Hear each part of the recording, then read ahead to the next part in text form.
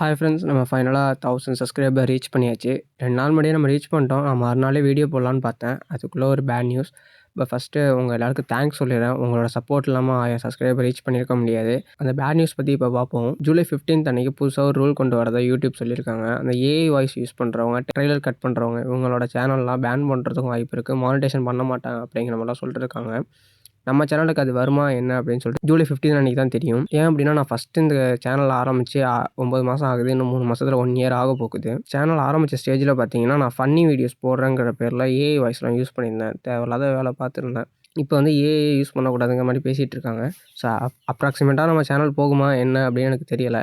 Suppose இந்த சேனலில் 15 அன்றைக்கி அப்புறம் வீடியோஸ் வரலை, இல்லை இந்த சேனலே காணும் அப்படின்னா, இதே நேமை வந்து நோட் பண்ணி வச்சுக்கோங்க. இதே நேமில் வேறு ஒரு சேனல் நான் ஆரம்பிப்பேன்.